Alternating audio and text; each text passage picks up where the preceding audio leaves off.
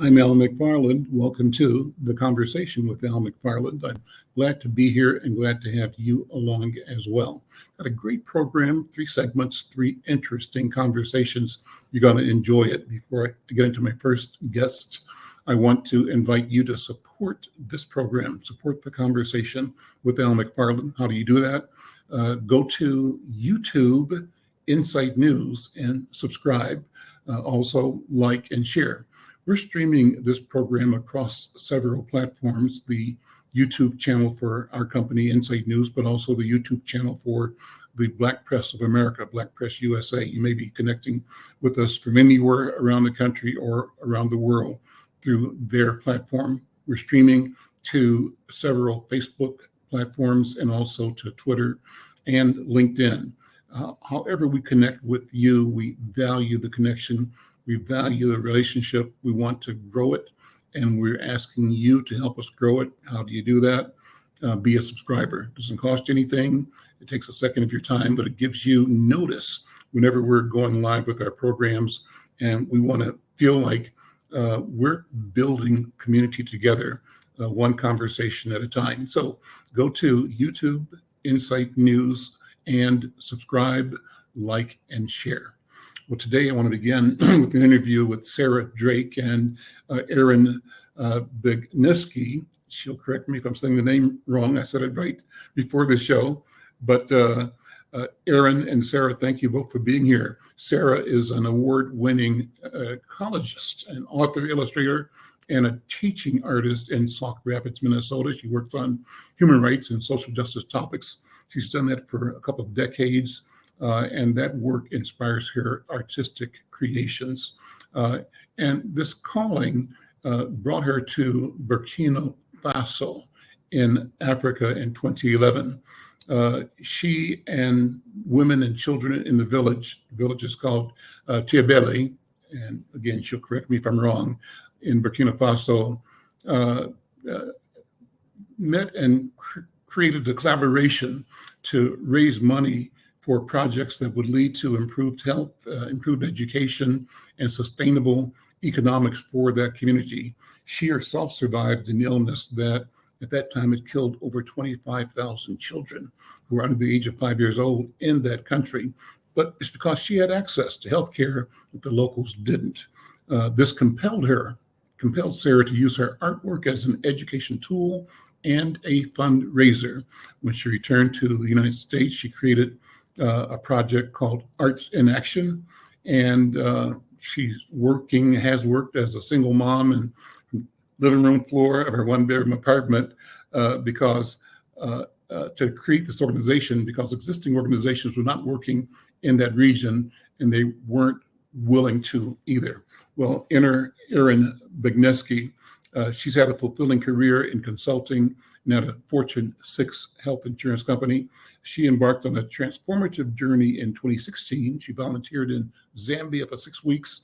She witnessed the untapped potential of students who were lacking proper guidance. This experience led her to join Health Partners in their Uganda field office, where she found her true calling. She joined the Rotary Club of Mbarara in Uganda, and she focused on enhancing the quality of education in under-resourced primary schools. So currently, she serves as a volunteer executive director of Africa Strong, and that group collaborates with local partners in southwestern Uganda to improve the quality of education. Sarah, Erin, thank you for being here. Kudos to both of you for your interest, your intensity, and the work that you have done. Take a minute first, Sarah, and tell me more about you and your passion as an artist. Thanks for having us. Yeah, I'm the mom to a biracial daughter that I raised on my own, and being in central Minnesota, art was a way to help her learn about some of her heritage. And so going to dances and art and sharing food was ways for her to learn about the African continent. And so that then just really inspired me creating art with her to help her learn about her heritage. And that then seeing that a lot of people it was hard to have conversations with, especially white folks, around racism and privilege. But I found that art was a tool that allowed us to start have some of those difficult conversations. So between those two things, that's what really grew the artist in me. Erin, same question. Talk about your story and how you connected to do this collaborative work. I really started on the journey, as you shared, when I could no longer make a connection with my career in adding value and finding a greater purpose in the work that I was doing. And that led me to volunteer teaching in Zambia, and knowing I always wanted to do something in education, but didn't want to teach, and never really taking the time to explore what that could be. And so through my time in Zambia and Uganda, really figured out that I could do something and have an impact without teaching. And that led me to, over the years, doing work with Africa Strong, and then coming back and meeting Sarah and the 5 other women who were part of our collaborative, and discovering how much work we could do, not only as individuals, but together. And so how did that gel? How did 7 Minnesota women end up collaborating and coming together to deliver impact and service to a community across the world?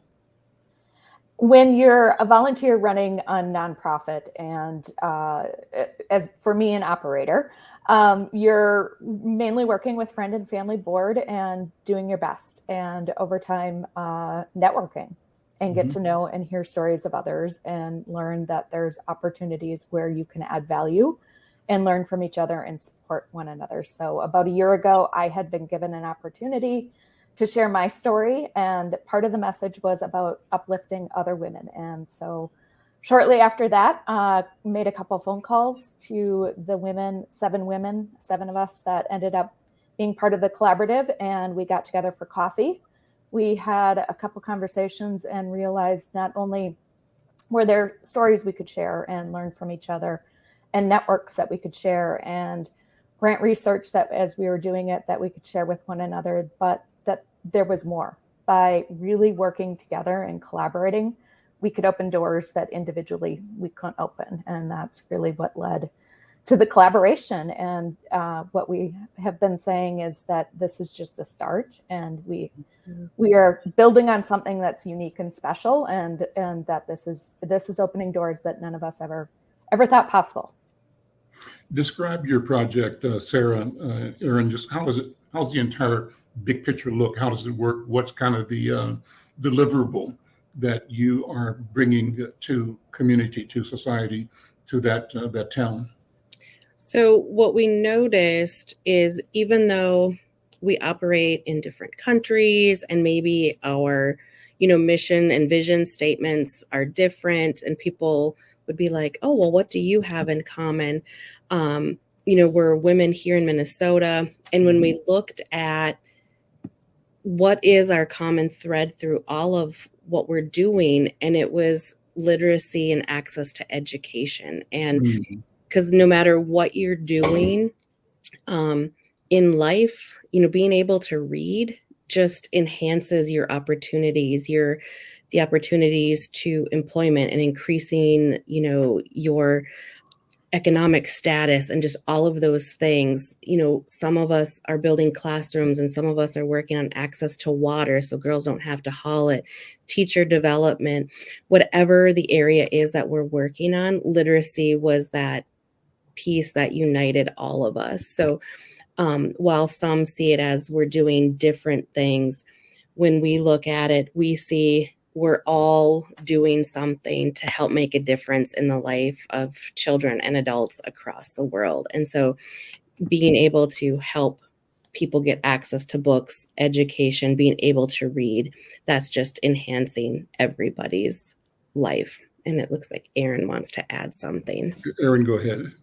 I think Sarah hit on it. And I think one of the things I've been saying lately is that by 2035, more of the workforce will come from Africa than the rest of the world combined. And literacy is a foundation to a workforce, and a productive workforce. And I think literacy, again, is just at the heart of that. And that's where our passions all met. And whether it's health related or again, I think the other emphasis is keeping a focus on girls and keeping girls in school. And it's not a simple answer. And again, the thread that keeps it all there is literacy. So you got a fundraiser coming up? It just happened on Friday. Okay. Not all funds and reports are done, but I can confidently say roughly after expenses, we have $13,000 some dollars that was raised. And because this was the first time, we all have our own budgets and things that we were working towards doing. And so I can speak to me, for example, with the share of the funds that we'll receive, we'll be able to sponsor the 30 girls that we sponsor in Chibale.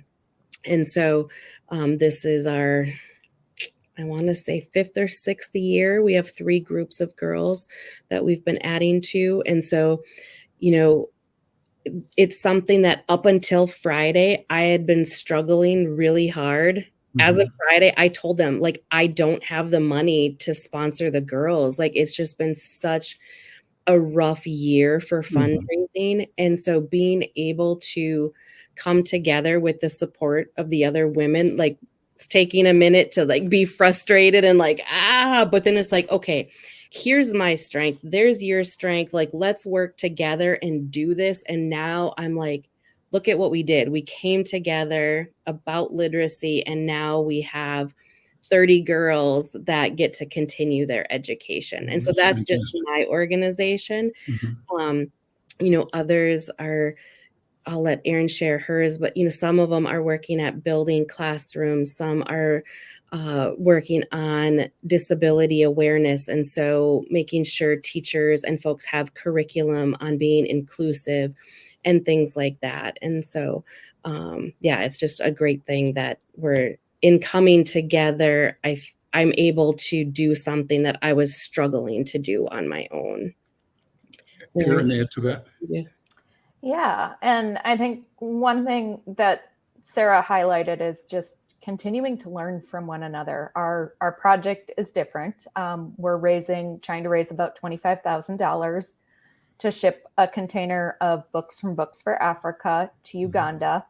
It includes also buying specific fabric to include with the books and the shipment so that we can start income generating projects at the schools we work with in southwestern Uganda to keep girls in school. And so they'll make reusable menstruation kits and sell them in the community. It will bring money into the schools to help them do some of their own projects and make it more sustainable. And so it's a model that we've been studying to try to get more innovative and build more sustainable solutions. And so it's one of many projects that we're looking at launching in the next couple of years with funds.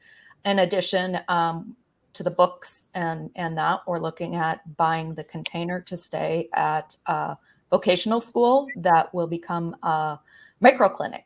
And so that will help with some testing that is very costly for the school to help keep the women and girls in the school and continuing to build the skills. And so, well, it's a start at the funds that we're trying to raise. We're continuing to raise funds. And part of what Sarah and I've talked about and others is that this is something that is new for us that we're embarking on, and potentially a model that others can follow, and vice versa. There's projects others are doing that we hope to learn from as well. And so that's, again, all part of the benefit of the collaboration. Let's tell people how they can support and donate, either financially or if there are other ways they can contribute or get involved. First of all, if someone wants to send money to your initiative, how do they do that? So herArtsInAction.org. And then we have in our shop area where if you go in and donate, you can specifically select that it's for life. Before the event, it was easy through the tickets and all of that. But we're doing that for now. And if people don't have funds, volunteering at events, being board members, something that's free and easy is sharing our information. So whether it's on social media, emails, WhatsApp groups, all of that, like so many people, I think, take for granted that that's really vital, is like helping get the word out about us to people that we don't know. And so that's a free, easy thing to do, is just sharing out the information. Many of us do speaking. Some of us are authors. I'm an artist, like inviting us into your spaces to talk about what we're doing. And again, that just gets the word out more, and those can be fundraising opportunities. I don't know. Do you have more ideas, Erin, than that? No, Well, I think talk about Nanu's Promise. That's a Yeah. 3-book series. Yeah. So I'll duck my head a little bit. Those are my books back there. So these are about my work in Burkina Faso. And in our group, Leslie and Rosemond are also authors. And for me, it was difficult getting people in Minnesota to understand why they should care about people in Burkina Faso. And I found if I could have a conversation, then they would start to get it. And I was like, well, I can't talk to everybody. So how can I make more of an impact? And that's where I came up with the idea to do the books. And so they're all based in truth. They're kind of my experiences and experiences of the women and girls in the village into 1 or 2 characters. And then learning about, access to water and sanitation. One of the books, she gets to go to school and you get to learn all about Burkina Faso. And in one of them, you learn all about the art, history, and culture.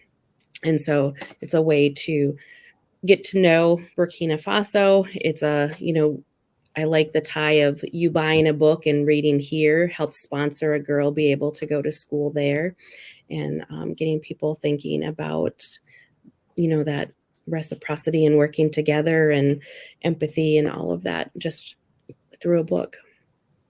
When we invited you guys on to talk, we asked you to send us an inspirational quote. And I love the one that you sent.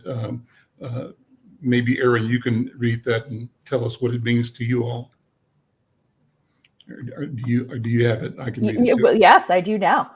When spiders unite, they can tie down a lion.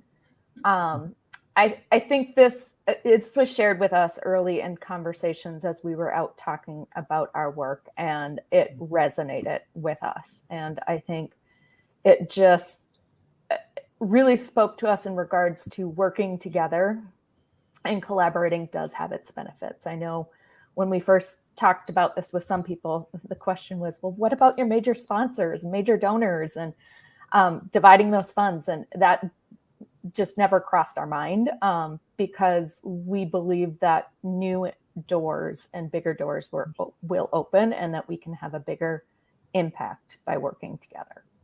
Yeah.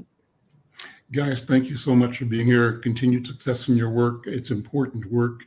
And let's hope that people learn about it and engage in ways that support the solutions you're bringing in the lives of children and girls in particular. Thank you so much. Thank you. Thank you. I'm Al McFarlane. This is The Conversation with Al McFarlane. Let me continue with the second part of our program today, bringing in a friend and elder leader in community, Braxton Halsey. Braxton is I think, change agent. He's entrepreneurial, and he's also worked in the corporate arena, like working at General Mills and the Nielsen Company. His fortes include management skill and project management, sales and business development, strategy, business insights, finance, consulting.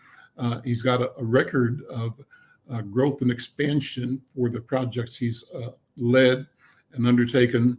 And presently he's leading the important work over at Walker West Music Academy. That's an organization that does provide transformative leadership and vision and direction. And he's leading the administration of that project on its way to fulfill its mission. He also has done a lot of important research work for companies like PepsiCo and Darden. Braxton, brother, good to see you again. How are you? And welcome back to the conversation. Oh, it's good to be back, Al.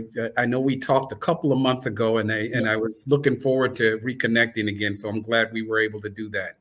Well, the big news is that you've got a recent $4 million gift from the Pat and Gary Sauer organization, and that is going to help you on your work of transformation. Talk about that, if you would.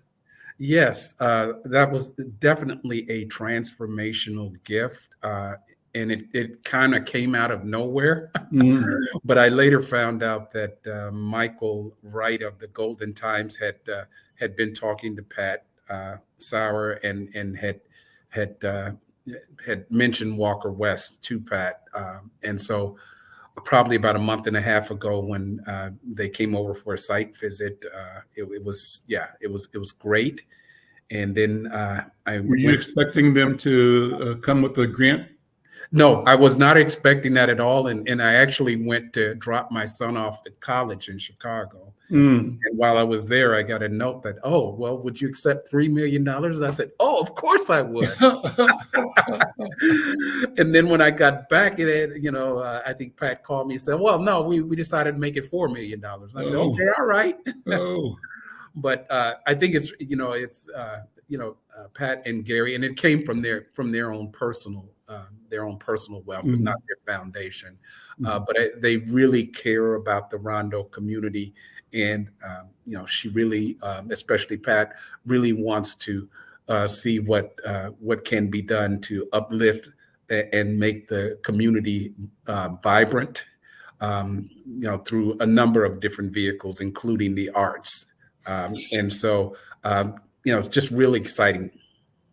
So this goes into your renovation of the Wilder property, right? Or yeah, the Wilder, the former Wilder property. Right now it's owned by Model Cities and List until we pay them back. But yeah, this $4 million was not only just transformational in terms of just the capital project. It just meant that we could move forward on the project while we wait for some things to happen at the state. To get their $4.1 million as well. And so it just allows us to just, I think the way we're timing it now, by the end of the year, we'll purchase the building and pay Model Cities and List back. And then we start construction in January.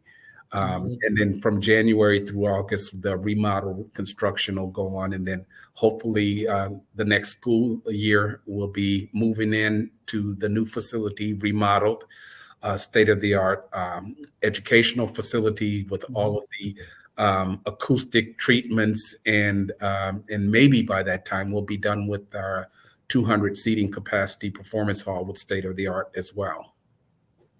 That's exciting. Take a minute and give us something about the history of Walker West. What's it so special? It's really a jewel, and its story is a great story, but let me ask you to share it. Yes. 1988, Reverend Walker and Grant West started the school. And a lot of folks don't realize how why that date was so important. But in 1988, it was the start of the crack cocaine epidemic in the Twin Cities, and it actually started in Rondo neighborhood. And so there was a lot of crime, there was a lot of killing, a lot of drug bust and things of that sort. And these two gentlemen literally decided to open the schools to pull the kids off the street and get them into music. As a way of doing something productive, and then also as a way of putting some culture into an area that had lost its kind of cultural and social boom with the Interstate 94 tearing apart the neighborhood. So yeah, all of that was, I think just starting from that, from that baseline. Is how Walker West was started, and that type of vibe and that type of love for community has grown for over 35 years. And so, Walker West is truly an institution. throughout the Twin Cities, and definitely an institution in the Rondo neighborhood. Well, you know, when people think about music education, they generally think about, 4, 5, 10, 15-year-olds, getting instruction after school or on weekends. But you all are that plus a gazillion times more than that. You've got a phenomenally broad range of ways to engage not only young people, but every level in our community. Talk about the spectrum of Yes. training and engagement that you all provide, and how that connects to a mission of healing. Definitely. In 2019, we started a strategic plan. And Al, within that strategic plan, one of the key tenets of that strategic plan is that music is healing for everyone, not just school-age kids. And so we started an early childhood music program initially with McPhail, so that we could have the babies and the infants begin to become accustomed to instruments and singing and music and dance and play. And a lot of times people don't realize that music has a lot of neuro impact. And so for the babies, the early childhood music program is great at brain development and impulse control, and it gets the children ready for kindergarten. And a major study done by McPhail and the University of Pennsylvania really lays that out very clearly. And then on the flip side, we have a dementia-friendly choir called the Amazing Grace Chorus, and they are truly amazing. Wow. And you can really see the power of music just when you watch the participants come in. They do their exercise, they do their breathing, and then they start dancing and singing. And it's like, a switch turns on. And so we have really wanted to make sure that we cover all ages. And then we have for our teenagers, we have a digital music production program because a lot of Black people are not sound engineers and behind the scenes on the music scene, but they're good paying jobs. And they're jobs that everyone should have the opportunity to do. We actually are starting a new opportunity with Ujamaa Place, so that we can get some of the incarcerated men coming out, some training around digital music production. So when we say community, we say community. That means everyone. And it's almost like Mary Kay Boyd say, everybody's in. And so that's been our philosophy. Everybody's in. And then the other thing that I've come to realize is that people benefit not only by learning music, they benefit by listening to music, and by providing the joy of music through concerts or through recitals or whatever. And so as we go on into our next strategic plan, we're looking at the next iteration of the strategic plan. We're going to our core activity will still be education, but we're going to have probably maybe 30% of our activities will revolve around performance. We'll have a state-of-the-art performance hall, and we'll be doing more performances. There's a possibility that we're going to pick up the Selby Avenue Jazz Fest. We're negotiating that with Michael right now. So, we're really going to put a stake in the ground on not only education, but performance as well. Are you a musician, Braxton? Do you play? Yes, but I wouldn't call myself a musician. I'll call myself a student because these guys are so great around here. What do you play?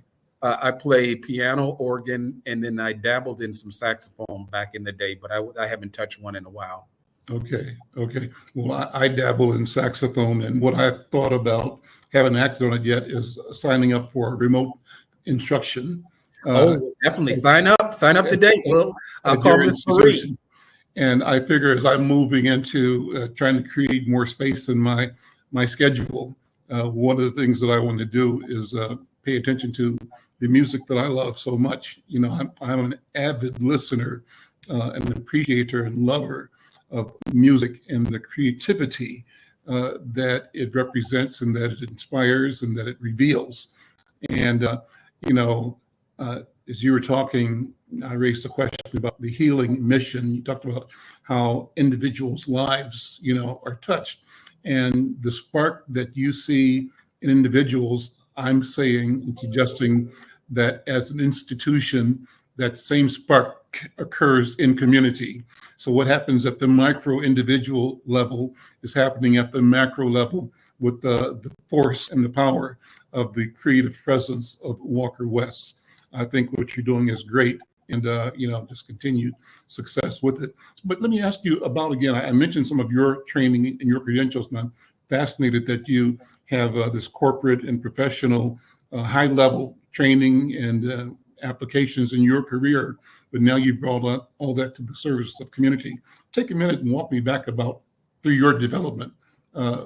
Braxton as a kindergartner, as a lower school and middle school, high school student in college. What was life looking like for you in your personal development? Yeah, well, when I was in second grade, I was a DNF student, and they talked to my mom and they said, he really didn't get the concepts and didn't get what he needed to learn. Then you should hold him back. And she did. But she enrolled me in piano. And I tell people all the time, my testimony is that I went from D's and F's to A's in 1 year, and I graduated from college on the dean's list. So I attributed all of that to, I guess, good parenting, but definitely music. And I tell people learning music is like going to the gym, except for it's a brain workout, and we need to work out our brain. You look at the left frontal lobe, and it's really focused on the analytics and the syncopation. And then music is a language. So the right frontal lobe focuses on the language and the creative skills. And you do that 2 to 3 times a week.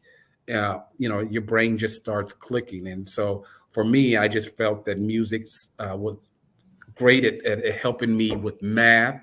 It was great at helping me with reading, because music is, for those people who say, well, the only thing that needs to be in school is reading, writing, and arithmetic. And I say music is reading, writing, and arithmetic. Maybe more fun than a calculus equation. And so I'm a true believer that teaching music changes lives, because it did that for me. That's amazing. And so I've always held that musicians are mathematicians. Yeah, right? they are. Yep, and because it's all about time and signature and recognizing patterns and creating patterns, Right. and organizing something out of what could be considered chaos and bringing it into a form and fashion of beauty. So that's awesome. Well, listen, what can people do to support you? They can enroll, they can donate, they can volunteer. How can people get involved in supporting the mission at Walker West? Well, I'm glad that I have this platform today, because we actually want more Black students. It's, when Walker West started in 1988, we had 100% African American students. As of today, it's 41%. Wow.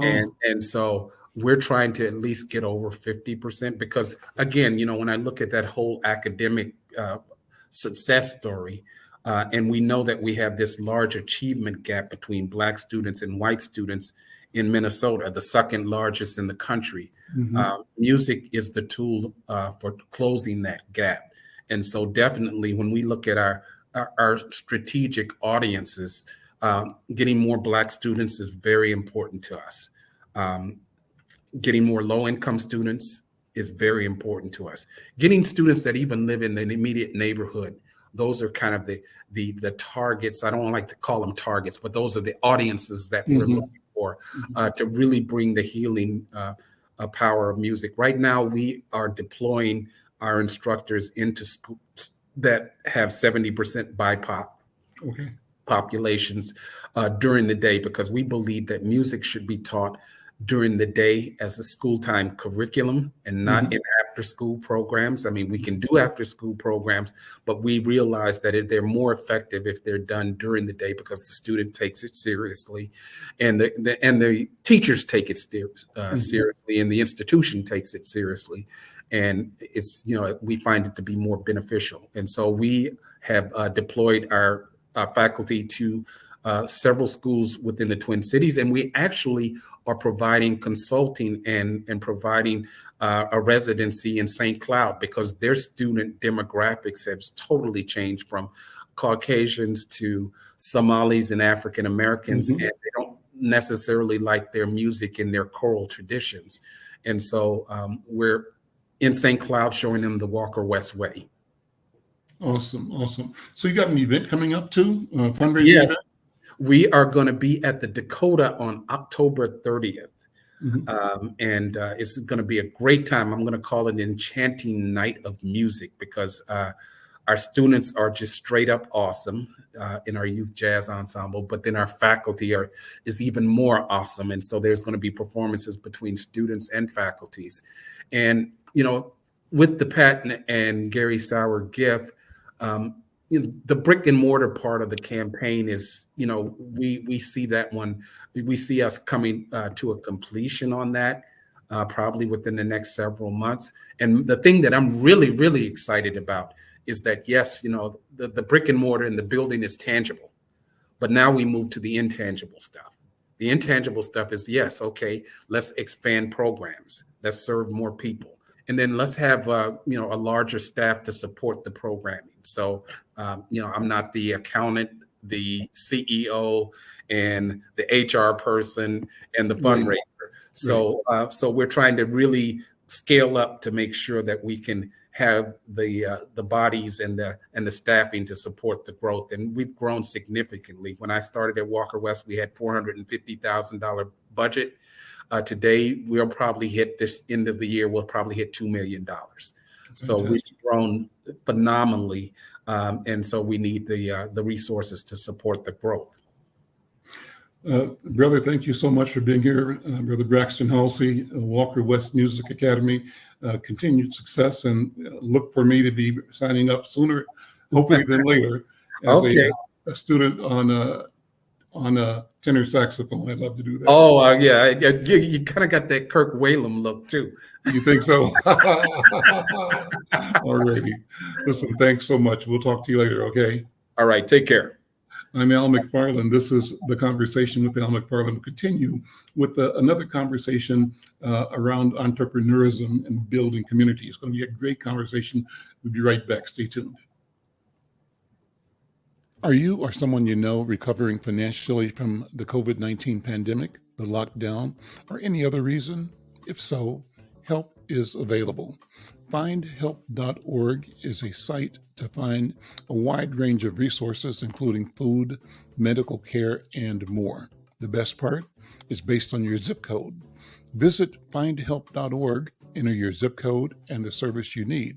You'll get a map directing you to the organizations that can help you. Help is waiting at FindHelp.org.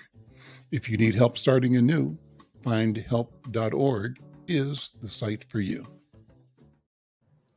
I'm Al McFarlane. This is The Conversation with Al McFarlane. I continue. My next guest is a brother, Denetrick Powers. He's a curator of space and human experiences.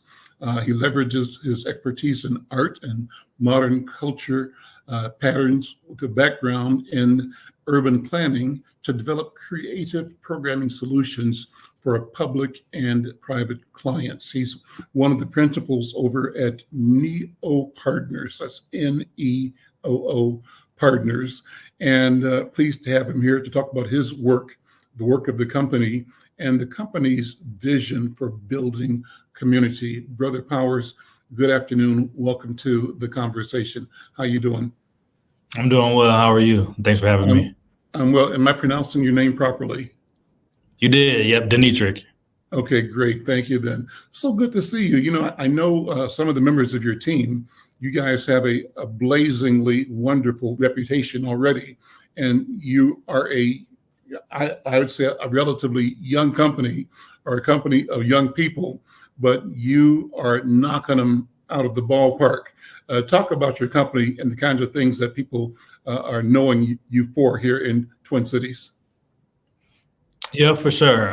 So we started NEOO Partners in December of 2018, seeing an opportunity to serve Black and Brown entrepreneurs, Black and brown led community-based organizations, who have kind of place-based missions, and who need not just expertise around commercial real estate and urban planning, but also need somebody to walk with them throughout the process, help make that process, which can be very nuanced and complicated. When I say process, I'm talking about the commercial real estate development process, as well as urban planning, helps to simplify that process, but also someone who understands the risks that a lot of these leaders and entrepreneurs are taking.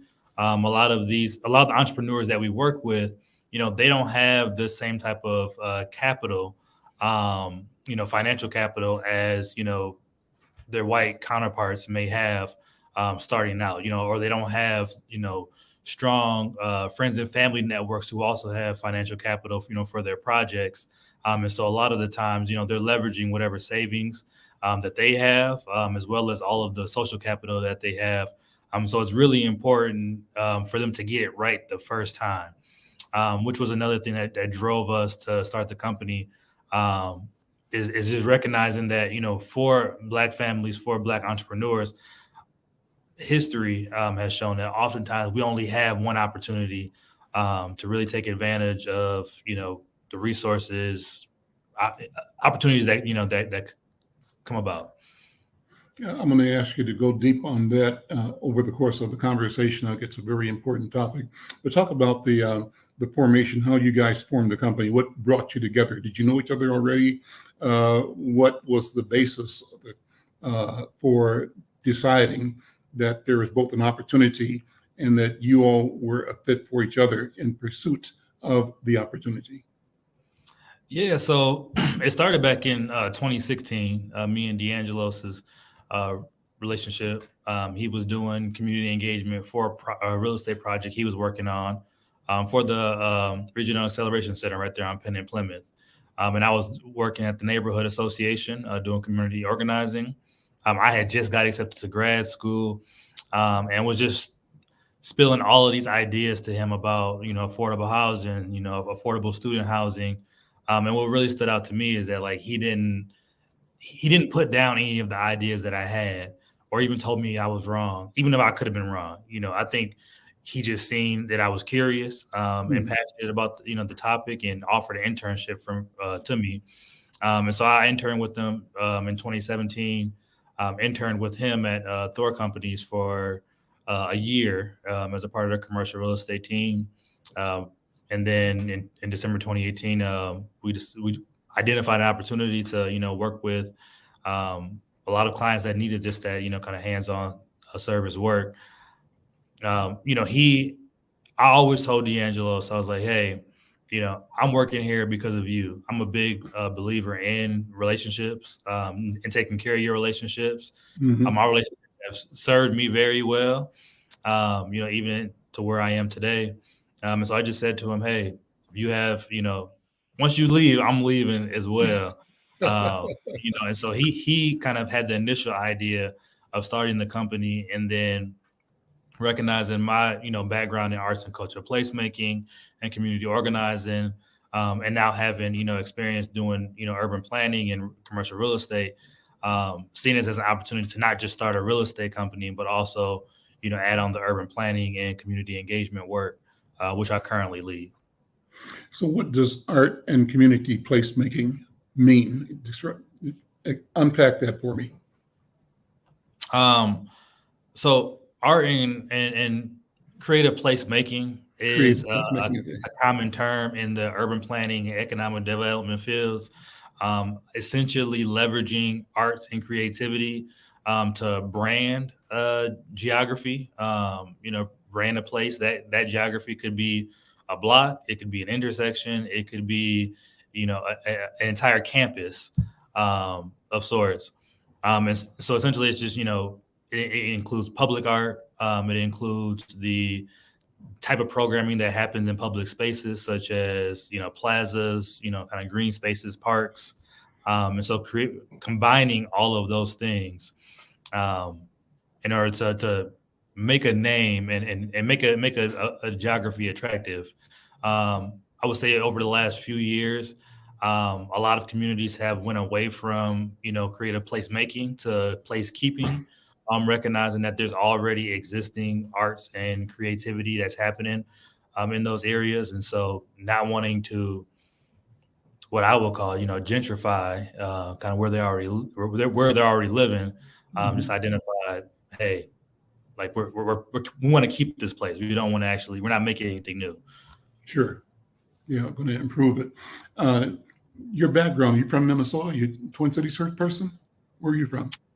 I'm born and raised. Both sides of my grandma and grandpa's family have been in Minnesota for a few generations now, 3 or 4 generations. My mom's generation, as well, my grandparents were raised in Rondo, between Rondo and the east side of St. Paul. But me and my siblings and some of my cousins my age, or my generation, millennials and younger, were raised in Minneapolis. And so I spent most of my life in North Minneapolis. Mm-hmm. And so what does it mean to you as a person born here to both see how communities evolve, how they change, what stresses, what pressures there are, both positive and negative, and then what sense does it give to you with your professional training and your intent to be a steward of the health and wellness, health and well-being, and of the creative capability of a community that too often, from my point of view, has been intentionally ignored or pushed to the margin in deference to other people's agenda. I'm kind of talking around the topic on one level, but let me ask you to respond to that. What do you think? I would say, growing up, though most of my life experience has been in the Twin Cities, I did have the opportunity growing up to live in many of the surrounding suburbs, as well as kind of Southeast Minnesota, Rochester, Mankato, and seeing. So because of that lived experience, I got to see what different communities looked like physically, as well as the people that were there. I've seen over the years how a lot of those communities have changed, with growing immigrant communities, growing Black communities in some of those suburbs as well. When I got into community organizing in 2014, right after undergrad, honestly, I didn't know what I was getting into. I was looking for a job. I was a college student coming out of undergrad and just needed some work until I figured out what I wanted to do next. When I got into a community organizing and started building, deeper relationships with the folks that lived in my neighborhood, as well as meeting other people that I probably never would have spoken to or even had met. But now I'm meeting them through, different meetings on topics that they're interested in. One of the first things that I noticed is that the urban planning is just a very complicated. There's a lot of moving parts in urban planning. There's a lot of moving parts in real estate that everybody's not aware of. And even when you come to a meeting as a stakeholder, you're only getting one part of all of those moving pieces. And so what stood out to me was that people couldn't fully engage because they didn't really understand how they fit into the process. Or they couldn't envision themselves as a part of the projects. A lot of times because the examples that they've seen before led to the gentrification of the neighborhoods that they lived in. And so anytime, a new apartment building, a new commercial building, is being planned or developed, or even, a new plan for a neighborhood, a lot of times there's assumptions that, the neighborhood is going to change. It's going to be too expensive for me to live here, for me to work here. So that was something that stood out to me, was like, people just didn't see themselves. They couldn't see themselves, visualize themselves as a part of those plans and projects. The other thing that stood out to me personally, I've always had an interest in architecture. I've always had an interest in cities. I remember as early as 5, 6 years old wanting to build cities. I didn't know what that looked like then. But then when I got into meetings with, city planners and the Metropolitan Council and developers, I started seeing how the conversations weren't focused just on the present. The conversations were taking present information, past information, but thinking 5, 10, 15, 20 years ahead. And so I got frustrated feeling like we were always being reactive to what was coming up. Frustrated. Like we were chasing a train that was already going. And for me, if I feel this frustration, I'm sure other people feel the same frustration. Not knowing what's actually or coming into a conversation that's already been fully baked, and you're coming there just to add, the chives or whatever the other toppings are onto it. And so for me, the work became important just to give people an opportunity and to support people's capacity and being able to fully engage in projects, recognizing that people did have ideas, people did understand where they lived, they understand the social relationships. A lot of the community stakeholders that we engage with, they understand the social service system very well. They so when you're talking about childcare, when you're talking about healthcare, school, as a consultant, you might get stuck in a conversation or discussion that's very high level, but you don't really understand the day-to-day interactions of people that have to go through those systems, and how it actually impacts how they think, how they feel, all the things get into, how it impacts their overall health, not just what they're putting into their body, but, recognizing that, emotions and mental capacity play a big part in, people's overall health as well. It sounds like you believe that we can teach ourselves to think differently and do differently, that you have provided an analysis of the problems, the things that create doubt and misstep, and that maintain lack of opportunity or lack of engagement. But you've described those as not projects or problems that are intractable, but ones that can be looked at, can be named and addressed and fixed. And so my question still builds on the first question. What do you see? How do you see yourself, you and your team, DeAngelos and your company, and then the cohort, your millennial group? How do you see impacting not only Twin Cities, but the culture? What's your dream, your vision, and what inspires you both in history but also in the future? So I'll start with NEOO, just like the definition of our company name, which is a short form of ananeo, which is a Greek biblical term for renewing of the mind. Renewed in the, image or spirit of God. DeAngelos, being a man of faith, very involved in his church at a leadership level. Me being a man of faith as well. I think that's where we clicked. Like me and him clicked on a spiritual level, kind of a spiritual understanding of how people needed to be cared for during these processes. That was the first piece. For me, I've always been somebody that challenged the status quo. I've always been a person since a kid with a lot of questions, more questions than I have answers, which has been a benefit. Even if I have very little information, about a topic or subject, I know how to ask the right questions to get where I'm going, which I think is a big part of the work that we do is asking the right questions of our clients, asking the right questions of stakeholders, in order to get at the root issues, and whether that's being economic development, why, an entrepreneur may be pursuing a new project. I think, sorry, you had a big question, so I just want to make sure. You go anywhere you want to with it. You just, I think, so we have to, going back to ananeo or NEOO, renew our minds.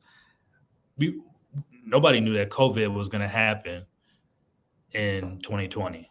Like nobody knew that, at least not here. At least who knows? Somebody in a lab could have known that COVID was going to happen.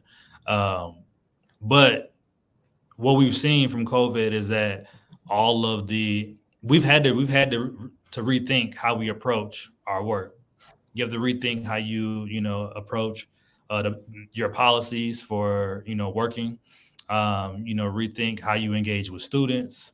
Rethink how you engage with consumers, which I think millennials, we've always been preparing for that because we've been noticing that the ways in which the world operated before weren't sustainable. A lot of it, built on what I would call machismo is a word that was commonly used when I was in Mexico City earlier this year. Sure. But just kind of like paternalistic, approaches to the world. Paternalistic in the sense of the government deciding what's best for everybody. These very kind of siloed leadership decisions that often happen, in places of business where now you have to, everybody needs to be informed about what's happening. And you get the best results by including as many voices and diverse perspectives as possible in order to develop the solution. That's awesome. What do you, if you, in your mind's eye, look to the future, what will you and NEOO have created that is a legacy work? That's number one. And what will your generation have created that is legacy work for humanity itself? Mm-hmm. I think that, I think the first thing is that there's not a lot of Black planners in the industry. If I'm not mistaken, I think Black planners make up less than 3% of all planners, in the U.S. at least. So I think the first part of our legacy, is creating a place where Black planners, exist, and it exists amongst each other. So we are the largest, Black urban planning firm, at least in the Midwest for sure. In Minnesota, we've kept a commitment to, keep our team diverse. I would say that we're all Black. We're all Black and brown for sure, but coming from different perspectives, different ethnic backgrounds, cultural backgrounds. So I think that's the first legacy, is that creating that place where Black planners can thrive.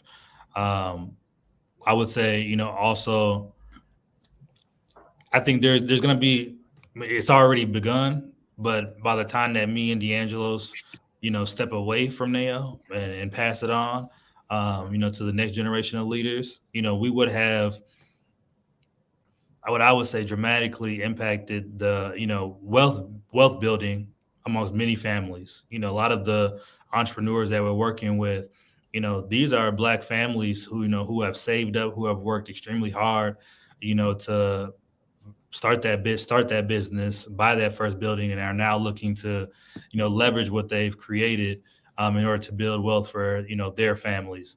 My hopes is that by the time that, in the next, I don't want to put a number to it, but my hopes is that, by the time that me and D'Angelo's kind of step away, we would have, I would say, be in the billions as far as the financial impact of the, at least in the billions in the amount of dollars that Black families have created. Got it. Listen, we're out of time. Good conversation. I want to have more with you and your team. I'm Al McFarlane. Thanks to my guest, Denetrick Powers of NEOO. And we're talking about wealth building in our community. It's an important and timely conversation. And I tell you, this team is a team that will deliver. Listen, join us again for the next show. I'm Al McFarlane. We'll see you. Thank you.